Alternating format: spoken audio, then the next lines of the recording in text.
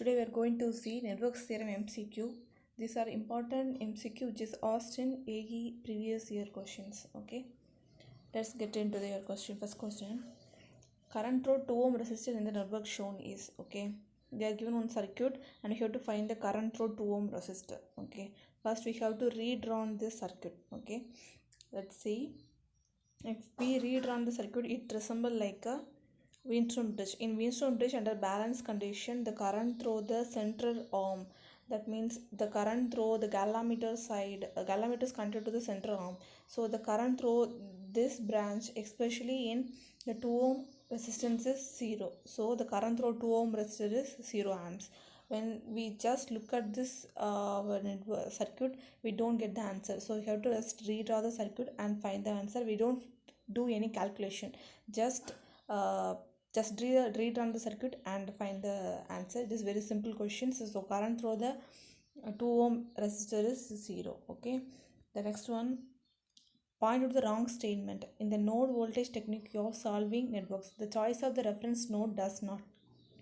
So first, the choice of the reference node is where it comes from is the node voltage analysis. In node analysis, there is we take one reference node. So that reference node must be that must didn't affect the other voltage sources or other part of the node voltages. So this is the characteristic of the nodes, reference nodes. So we have to pick the wrong statement among those. Okay, just see the answer first. No voltage technique, the solving networks, the choice of the reference node does not affect the voltage of various nodes. So it doesn't affect the voltage of various nodes. So the reference node voltage will be 0 volt. Okay, so this is the main characteristic of a reference node. So we have to find the wrong statement among this. So what will be the wrong statement is it affect the voltage of the various node is the wrong statement. The fourth one is the wrong statement because it doesn't affect the voltage of the various nodes. Okay, the next one: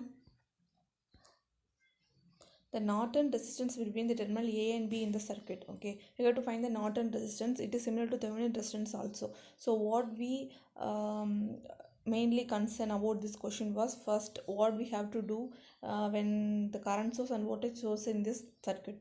If it is a voltage source in the circuit, we have to short circuit this. If there is a current source in the network, we have to open circuit this. So here we have current source, so we have to open circuit the 8 ohm resistance and find the answer. Okay, let's see the answer. So first we have to find the open circuit the current source. So the circuit will be resemble like this: the 10 ohm 20 ohm in series and 8 ohm 40 ohm in series. So just add these two resistance and we form new resistance.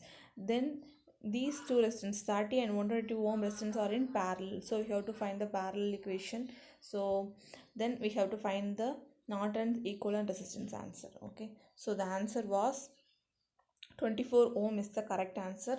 So first we have what we remember in this question was we have to open circuit the current source, short circuit the voltage source and form the resistance according to the series parallel connections and do the calculation and find the result. Okay, the next one: according to Telegan's theorem, the sum of instantaneous powers for n branches in a network is always. Okay, intelligence theorem, summation of voltage and current is equal to 0.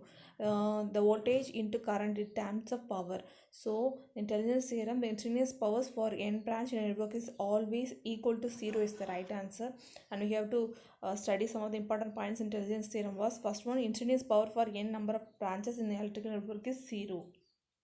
Okay, the next one: summation of v dot ik equal to 0. Okay, and this intelligence theorem is based on conservation of energy and it applicable to both linear and non-linear circuit. Okay, these are the points we have to remember intelligence theorem. Okay, the next one: a non-ideal AC source Vs and an internal impedance Zs. The purely resistive load is to be chosen that maximize the power transfer to the load. The value must be in maximum power transfer theorem. Some of the terms related to these questions. Okay, we have what they given was one Vs, which is series connected to Rs plus Jxs is the internal resistance and inductance.